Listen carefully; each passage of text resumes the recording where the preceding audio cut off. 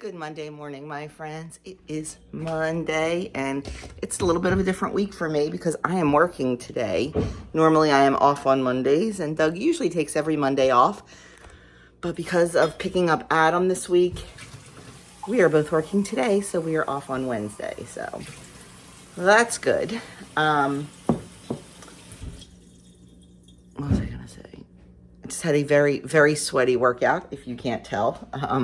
Felt good, but it was very, very sweaty. That's done. It took 27 minutes. I was aiming for 30, but got done a little faster. Guess I was squatting faster than I realized. Now I am just getting Doug's breakfast, making him a Chunky Monkey oatmeal bowl. How was your workout, babe? Good. A lot of abs. Yeah, he had a lot of abs. I had a lot of legs. Sometimes we do the same workout. Sometimes we do different workouts. It just all depends. So now I'm just going to get his oatmeal ready and pack his lunch. He's going to go take care of the chickens for me and getting our day started. Okay, trying out a new sourdough bread recipe today. This is a no-knead sourdough. It's just a half a cup of active starter. Well, 100 grams of active starter because I did it in grams. 430 grams of bread flour. 5 grams of salt, and 290 grams of warm water. You just mix it together in a bowl, cover it, and let it sit for 4 hours. So that's the part we're up to now. See what happens.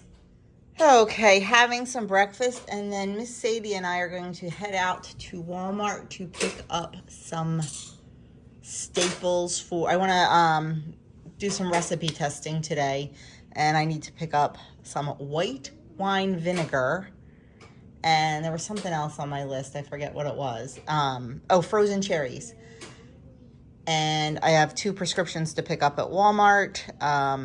Doug and I both take Synthroid, and they are both ready for pickup. So I'm going to go pick those up and get those other 2 things. Miss Sadie is leaving at noon today, so I have the whole afternoon to recipe test. But for now, I'm going to have my breakfast, just a breakfast sandwich. Homemade sourdough English muffin, 2 slices of Canadian bacon, 1 egg, and a 1/4 ounce of mozzarella, and a little bit of, it actually looks like cantaloupe, but it's called a Tuscan melon. I got them at Costco. I love them more than cantaloupe because you can always tell when they're perfectly ripe. So I'm gonna enjoy that, then we're gonna head out the door. Okay, it is 12 o'clock and I am all by my lonesome.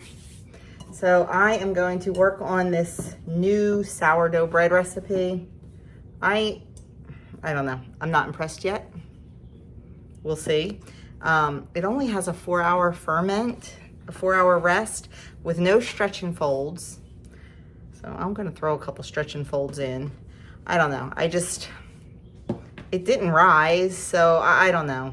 I'm going to try it. I mean, what do I have to lose but a little bit of flour, a little bit of starter, and a little bit of time.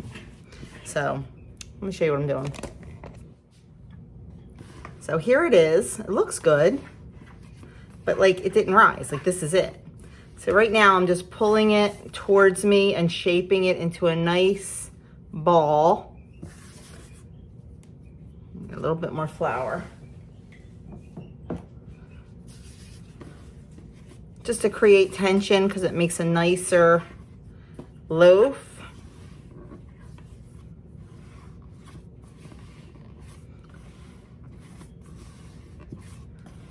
Okay, well there we go. It's not very big because it didn't rise, but I am going to put it in a banneton basket. It's just a wicker basket with a liner, and I have rice flour in there to keep it from sticking and to give it that nice pretty white top. And I put it nice side down because when I flip it out to put it in the Dutch oven, I want the nice side up. So I'm just gonna cover this and let this rest. And I'm gonna put my Dutch oven in, I'm gonna put the Dutch oven in the oven to preheat while the oven preheats to 450 degrees. And we'll bake it and we'll see what happens, right? And then we're gonna get started on chocolate cherry jam. Okay, waiting for the oven to heat up with the Dutch oven in it. I'm gonna grab a little bit of lunch. I'm a little hungry, not too much. So I'm gonna grab this, eat this, and then what? Then I'm gonna get started on, I think I'm gonna get started on the chocolate cherry preserves first and see what I can get done with that. But I am just having 3 slices of ham, and there's cheese in there too. It's about a full ounce of cheese. It was a little bit less, but just a full ounce with a little bit of mustard. Just gonna eat those, and of course, summer in Jersey, I have a tomato. And I'll probably have a little bit of watermelon too. Just not sure yet. I wanna eat this and keep working. Okay, the bread is in the oven. I forgot to show it to you before it went in. I don't know, I'm really questioning it, but we're gonna try it. We'll see what happens. Like I said, it was just a few ingredients. So, is what it is. Next thing we're going to do is we are going to work on the chocolate cherry preserves. I am not using fresh cherries. I am using frozen because fresh cherries are no longer in season here in Jersey, and I have to get a bowl. Or a scale. And I did email the Pomona Pectin company and asked if I could use the frozen cherries, and they said absolutely, just thaw them out. So I will be using frozen cherries. If this is a hit, if we like it, well then I will probably change that and make it again next year with fresh cherries. So I have the cherries, and it calls for them to be sliced in half and remove pits. So that's what I'm doing. Now the other recipe I saw in the ball book says to chop them. This one says slice in half. So I think what I'm gonna do, because these are huge, I'm gonna slice them in quarters. Not quite chopped, not quite in half. But these are really big cherries. So I am just going to cut these up. Womp. There we go. And I am weighing out 2.5 pounds of them. Some of the smaller ones I'm just cutting in half. And we're gonna weigh out 2.5 pounds, which is a lot of cherries. And then we'll get started with the rest of the recipe. My jars are warming on the stove. My canner's heating up, and this is a water bath recipe, so anybody can do it. You don't need any special equipment except a big pot with a rack and your jars and your lids. So I'm gonna go get these done and we'll move on. Okay, so in our pan here, you wanna use a non-reactive pan, so like stainless steel, not like aluminum. I have the cherries, 2.5 pounds of cherries, and I have a 1/3 cup of cocoa powder and 1/2 cup of milk. I just brought it to a boil. And now I'm going to cover it, turn it down, cover it, and let it simmer for 5 minutes. Okay, while our cherry mixture is simmering, I got the rest of our ingredients ready. I have 1¼ cups of sugar, and to that I added 2.5 teaspoons of the Pomona's Pectin. I use Pomona's Pectin because it is a low sugar pectin. On the Ball website, there is another recipe for this same jam, except it uses 8 cups of sugar or 6 cups of sugar. Let me look. I'm sorry, it uses 6 cups of sugar, and I just can't do it. So I use this. So the pectin and the sugar are mixed together in that bowl. I have 1/4 cup of lemon juice. Not fresh squeezed. When you can, you want to use bottled lemon juice because you have to make sure the acidity is correct. and I use a pure lemon. Check your ingredients. This has nothing in it but organic lemon juice. Some of the other things have additives. And then I have my calcium water. When you use Pomona's pectin, the pectin is activated with calcium water. Because there's not a lot of sugar in it, it has to activate somehow, and it activates with calcium water. This comes with the pectin. So I've got everything ready. When this is done simmering, we're gonna give it a stir. Oh yeah, it's more than simmering. When this is done, oh, it smells good. When this is done simmering, we're gonna measure out 4 cups of it. I'm gonna measure them out into a bowl. Oh, I'm sorry, I forgot to move the camera. I'm gonna measure them out into a bowl, and then I'm going to put them back into the pot. Sorry, guys. Everything is like timed, so it's, you know. Okay, that is looking good and smelling good. And our timer is just about to go off. So I'm gonna remove it from the heat. And then I'm gonna measure 4 cups of this mixture into a bowl. 1, 2, 3, 4. Pretty much all of it. And then it says to just put the rest of it aside for another use. So I'm gonna go take care of that and show you next steps. Okay, the next thing we're gonna do is we are going to add our lemon juice. Now, this original recipe calls for cinnamon and cayenne pepper. I'm not using that, and it is safe to do that, I checked. I want this to taste more like the ball recipe without all the sugar. So I'm kind of combining a little. Like I said, I did check with Pomona, and it is totally safe. I would not do it if I did not check with them. We're gonna add our 3 teaspoons of calcium water.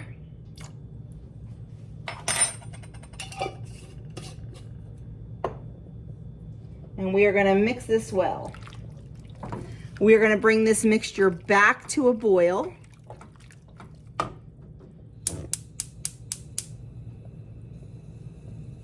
And then we're gonna add in our sugar and pectin as soon as this boils. Okay, it is back up to a good boil. So we are gonna add in our sugar and pectin mixture. Stirring it while we're adding it in so it doesn't get clumpy. And we are going to vigorously stir that for 1 to 2 minutes so we are assured that it is mixed in well and that all of the sugar is dissolved. And I definitely have to do that. I use an organic cane sugar that takes a little bit longer to melt and dissolve than just like Domino sugar. So I make sure it is really, really melted or dissolved.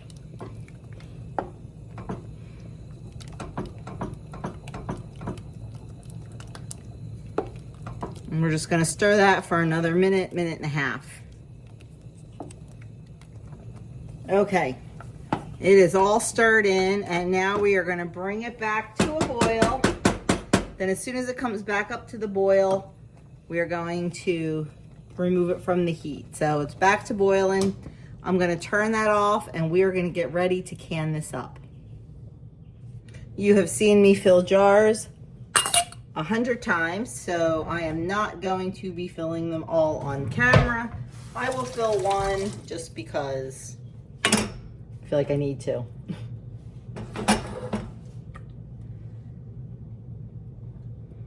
We are going to do a 1/4 inch headspace.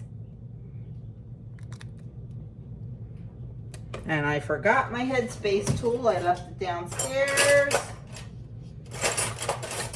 So we will get out the handy dandy. I can't find Andrew's chopsticks. That's what I always use. I always use Andrew's chopsticks. Okay, I can't find my tool. I can't find my chopstick. I'm going to use a plastic knife to debubble.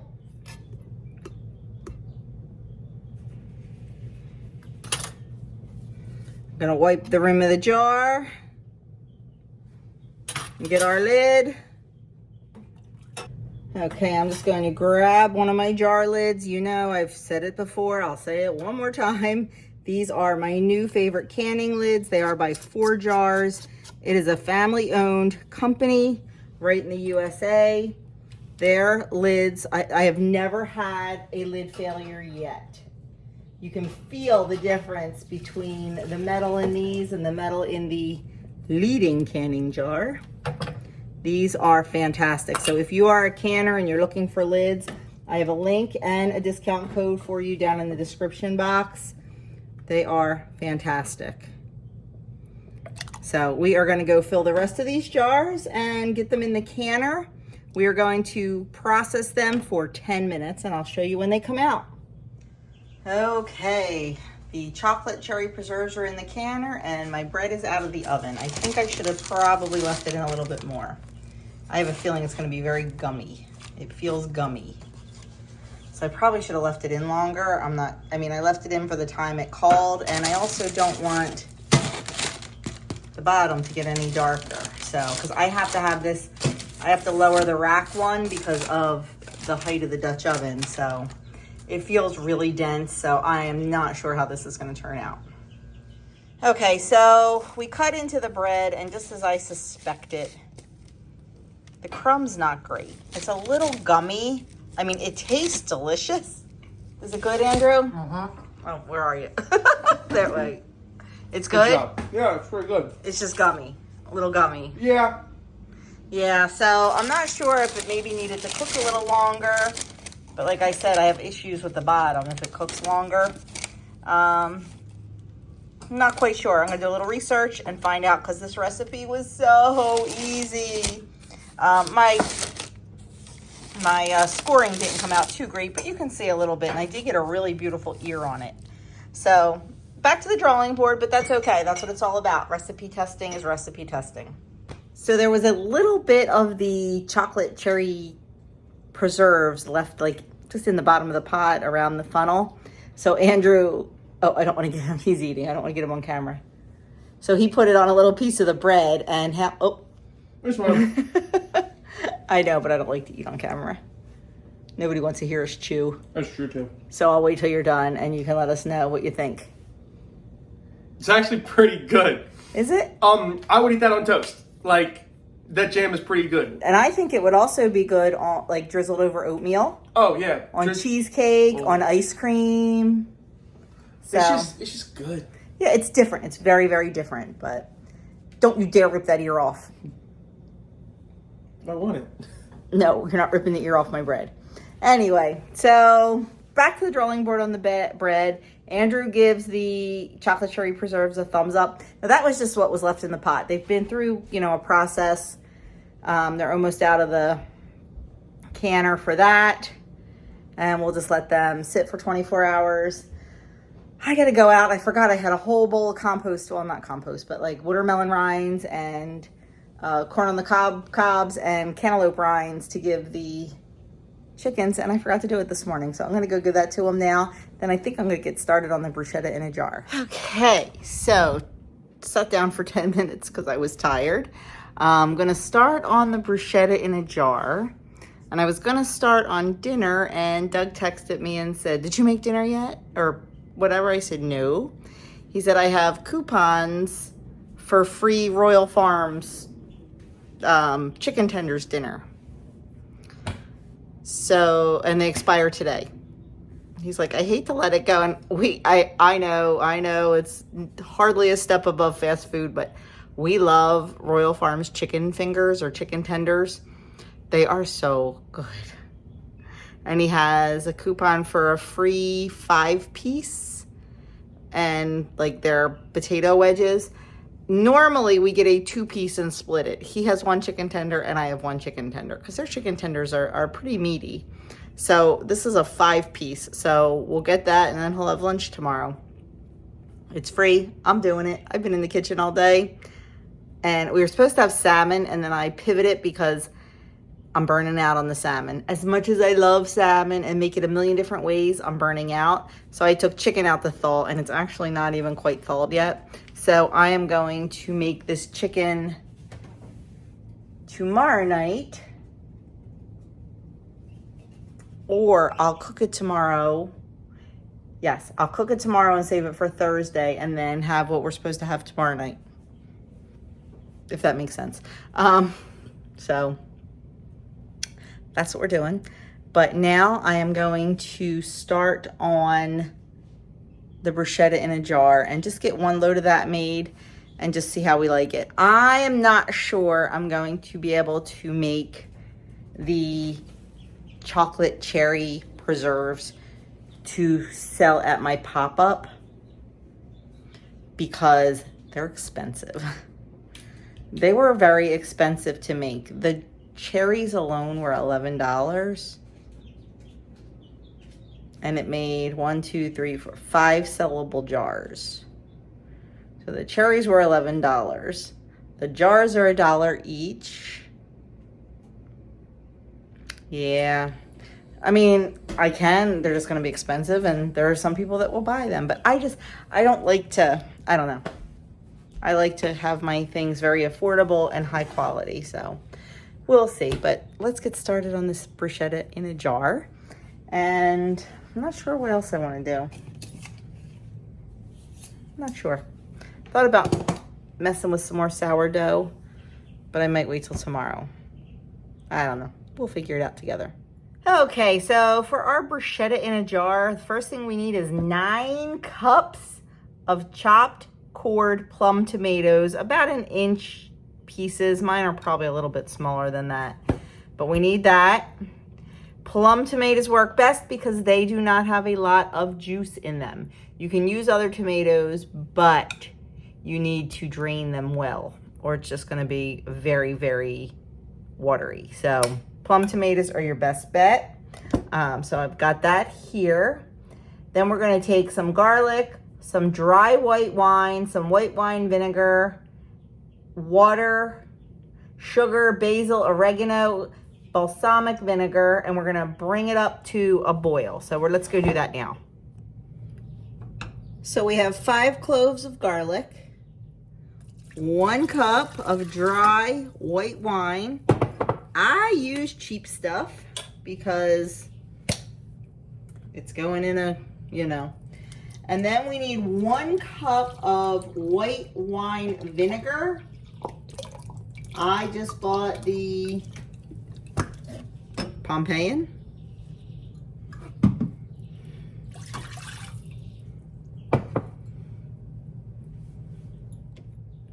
Half a cup of water. And then we need 2 tablespoons each of sugar, dried basil. This is the dried basil that we made together a couple weeks ago from the garden.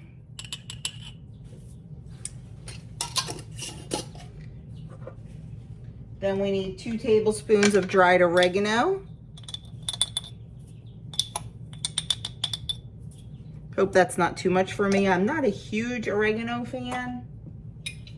And then 2 tablespoons of balsamic vinegar.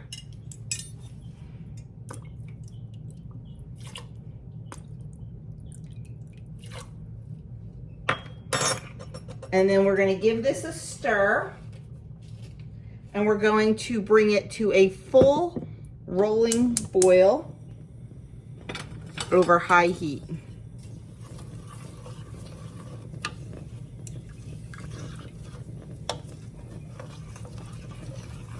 And while this is going, make sure your jars are getting ready.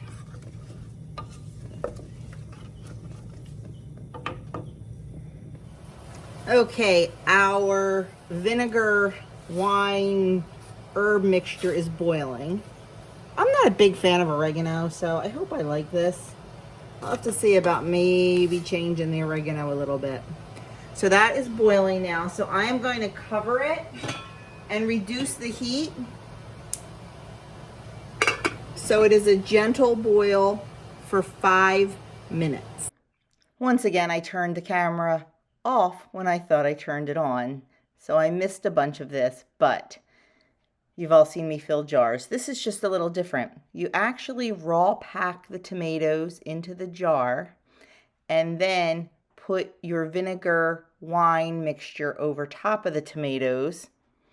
Then use your debubbling tool to debubble and make sure that the liquid is all the way down and then covering the tomatoes. Once you're satisfied with that and you have a 1/2 inch headspace, you can put your lids and rings on and put them back in the canner. These are going to process in a boiling hot water bath for 10 minutes. And then once they're done, you leave them sit for 5 minutes, and then you can take them out of the canner and let them sit for 24 hours. I'm really anxious to taste this, and I hope it's delicious. So I had to pull out the essential oil kit. My kids call me an alchemist, but what happened to you at work today? A nasty old wasp stung me. What happened? How did it happen? I felt something on the back of my head, so Well, where were you? I was at outside at lunch, like we have a little outside table. I was sitting at lunch. I had just come back from a walk. I felt something on my head and I brushed it. I didn't realize it was a wasp. I brushed it right down my back. And he had on this t-shirt plus a polo shirt over it, and it actually went down the t-shirt. So, it stung me. I mean, this was a couple hours ago. It stung him 5 times. This was a couple hours ago, but I just treated it with lavender essential oil, and unbelievable. Took the red out immediately. As soon as I touched his sting with the cotton ball with the lavender essential oil on it, it just, all the red went right away and it was just pink. So, and does it feel better? Does it feel cooling or It does, yeah. not as itchy? Yeah. Yeah, lavender is a natural antihistamine, so never a dull moment, my friends. And I forgot to show you my dinner. Y'all know what a chicken tender looks like. They gave us a ton of them because like there was one massive one and then there was a bunch of little tiny ones. I had 2 tiny ones. And Doug got, instead of getting the fries, he got a little bit of potato salad, and I had about 2 bites of that. So I'm going to work on getting this kitchen cleaned up, mix up some more sourdough since I wasn't happy. Did I show you? I don't remember. See, it's gummy. Yeah, you showed him. Oh, okay. Well, the more I cut into it, the gummier it gets in the center. So I'm going to use a different recipe that's going to ferment overnight. I'm going to give that a try. Just going to mix that up and get this kitchen cleaned up and be done. Oh, I'll show you the bruschetta.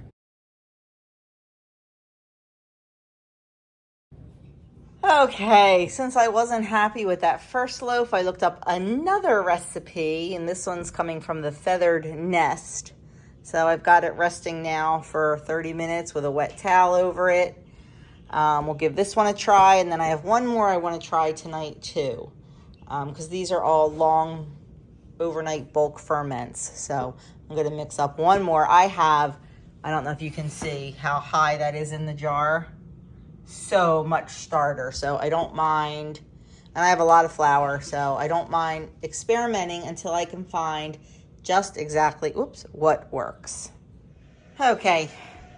2 doughs, 2 different recipes. Pretty much the same technique, but we'll see. We'll see what happens. As much as I use my sourdough, I don't generally make bowls with it. I don't make loaves.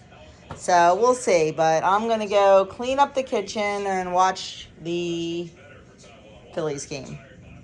Sorry about the lawnmower noise. Doug is outside mowing. I thought I had the camera on, and I must have double tapped it, and I didn't have it on.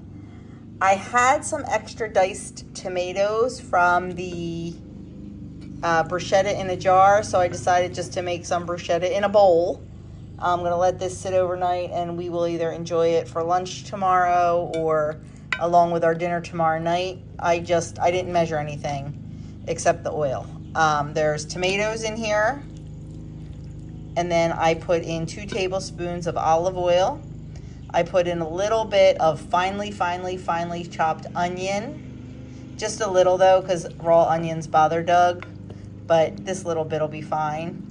And then I put in 1 ounce of grated Parmesan cheese, salt, pepper, and a handful of chopped basil. And I'm just gonna put this in the fridge, and then tomorrow night I'll toast up some bread and we'll have it on some bread as a side dish or salad or something. So there's that. It is 7:42. I'm gonna clean up this kitchen and be done for the night. I have both of my, I don't know if you can see them over there. There's the 2 sourdoughs that I'm working on. I know which is which, so we'll see what they look like in the morning. They both rested for a half hour, and then I did a stretch and fold, and now they're gonna sit and long ferment overnight at room temperature, and we'll check them out in the morning. Okay, here is, oh, excuse me, the bruschetta in a jar. We'll give it a try tomorrow. Everything's sealed. This one's ours for tomorrow, or whenever we decide to try it. And all of the chocolate cherry jam sealed, so we are good to go. I still have a lot of tomatoes left to use up. We're gonna be making some salsa with that. And the kitchen is almost cleaned up. So I'm just gonna finish cleaning this up and pack lunches for tomorrow and call it a night. So friends, thanks for hanging out with me today. Thanks for canning with me and just hanging out. I guess that's about it. So hopefully this gave you some canning inspiration, because that's pretty much what we did all day. And bread. I will have to let you know how the bread turned out. Like I said, that first recipe was super easy, but it turned out gummy. Now, was it operator error? Was it recipe error? One never knows. So we're just gonna keep practicing and keep working on it and figure it all out. So that is it for me, friends. Thank you so much. I will be back tomorrow. I will have the meeting topic. I will go over the weight loss topic, but I probably will not have a weigh-in because I need to film the weigh-in topic today because we're leaving early Wednesday morning to go to Maryland, and I don't want to weigh in on Tuesday. I want to weigh in on Wednesday. So I'll have the topic, but not my weigh-in, and then later on in the week I'll let you know how my weigh-in went. So that is that. I'll see you in my next video. I'll put a couple here, all that good stuff. Subscribe, like, share, blah, blah, blah. You know. Talk to you later.